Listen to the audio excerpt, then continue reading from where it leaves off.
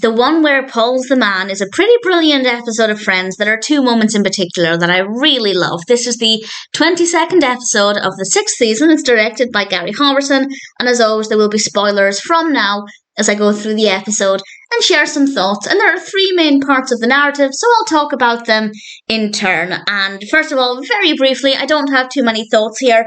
One focuses on Joey, one part of the narrative. Now that he's on mac and cheese, he's trying to get his picture back on the wall at the dry cleaners where they have a bunch of different celebrities, and he's not really having much luck with it. But then a woman at the dry cleaners says that she can also decide whose pictures go up there, and the next thing we know, Joey is, well, he's not exactly the dry cleaner owner's favourite person, because it turns out that that woman was his wife. So not a great day for Joey. Maybe not the most interesting narrative, but it works as a little bit of padding and a nice way to bring Joey into the episode. Then we have, well, with this one, I think this is my favourite part of the episode, but I have fewer notes than the main narrative, so I'll talk about this first. And this is Monica and Chandler.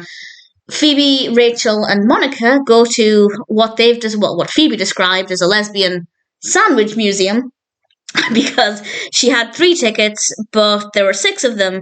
So Joey, Chandler, and on behalf of Ross, say that they're going to give up their tickets, and Phoebe then describes it as being a lesbian sandwich museum. They then go to this exhibit, and they find out that they actually have weddings there. It's a beautiful venue, but it has a 2-year wait. So they kind of encourage Monica to just put her name down. What's the harm in putting your name down? So she does this. And the next thing we see, Chandler is at home alone. The phone rings, and it's a woman from the museum. There's been a last-minute cancellation. Would Monica like to move up the Geller-Bing wedding? In fact, I think they said the Bing-Geller wedding. And Monica comes in a little while later, and as soon as she comes in, Chandler flees. He's clearly been thinking about this and nothing else, understandably. And Monica then listens to the message, realizing why Chandler fled.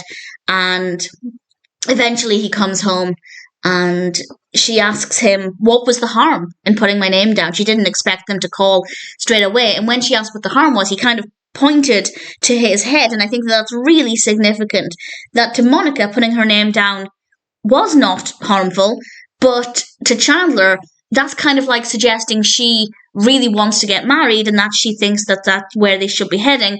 And that's a big step for Monica to decide on her own. It's a conversation she should have with Chandler rather than just putting her name down. And Chandler comes back again later. Monica thinks everything is fine, and then the next thing we see, and the last thing we see with this part of the narrative, is just so beautiful. Because with Monica out of the room, Chandler confirms to Phoebe that he went to visit the venue, and he's going to propose to Monica. And that's just so beautiful. Beautiful for a few reasons, because A, it means there's a surprise proposal on the horizon, which is very exciting, and B, Chandler is in the same headspace as Monica. He does want to marry her, which is lovely. So that moment, it doesn't matter how many times I watch it, the moment where Chandler tells Phoebe he's going to propose to Monica, knowing how happy that will make Chandler and knowing how happy it will make Monica is just so beautiful. And then we come to Ross, Rachel, Paul, and Elizabeth. Rachel is still dating Paul, but Paul does not want Ross to carry on dating Elizabeth, to the point where he tells him in Central Park that if he continues to date Elizabeth, he will call the university and get him fired. Which honestly is not great. He's basically planning on ruining Ross's life just because he doesn't want him to date his daughter, but at the same time, it is against the terms of the university, so Ross shouldn't be doing it anyway. So I'm kind of on the fence with how I feel about that. Nevertheless, Ross doesn't listen, and he and Elizabeth actually go to Paul's family country house for the weekend to spend some time away from everything. And Elizabeth goes off to the store. Ross is in the house alone, and in walks Paul with Rachel. And Ross is hidden. Rachel drops a grape. She goes down to pick it up and screams because Ross is under the chair, which I thought was a really brilliant reveal, very well done. And Ross manages to escape to a bedroom, which we find out is Paul's bedroom, and Elizabeth comes in. Well, why would Elizabeth be there? Well, apparently she was there to work on a term paper, some very quick thinking from Rachel there. And it's a little bit of chaos. It's very unclear at this point how Ross will get out of this situation. And honestly, I absolutely love how it unfolds because I think it's so unpredictable and really funny. Ross is, as we know, in Paul's bedroom, and Paul goes into his bedroom to take his bag. And there's this great moment where Ross is standing behind the door and he kind of just slinks down to the floor. I will say I feel like Paul would have seen that movement in the mirror as he's approaching it. Maybe not, maybe it was angled just right, but I do think they could have maybe moved the mirror to the other side of the room. So that wasn't an option. I feel like that movement would have been detected, but maybe I'm overthinking it. I'm sure I am. And Paul then does his little performance in front of the mirror, where he calls himself a neat guy and starts to sing Love Machine, and Ross is currently safe. And then Elizabeth comes into the room, and Ross is hiding in a cabinet, and he's just about to climb out of the window, and Paul comes into the room, and Ross tries to pretend that he'd come along to break up with Elizabeth, which obviously Paul doesn't believe. And I don't know what Rachel and Elizabeth were thinking at this point when Ross does what he does next, but I absolutely love it.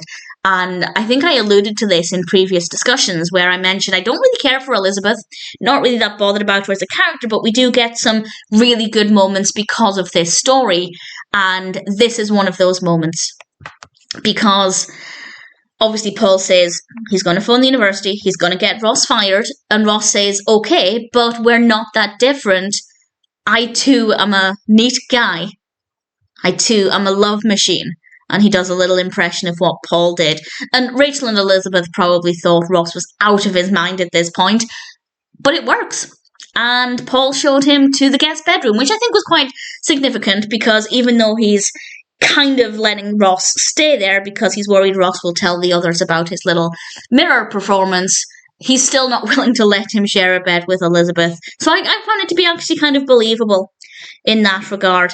And that part of the episode is probably my favourite moment with Ross and Paul. It's a solid episode. Personal highlights. Well, as I mentioned at the beginning, there are two moments that I love. One is that one with Ross, and the other one is the moment where Chandler tells Phoebe that he's going to propose to Monica because it's so beautiful. It's such a lovely moment.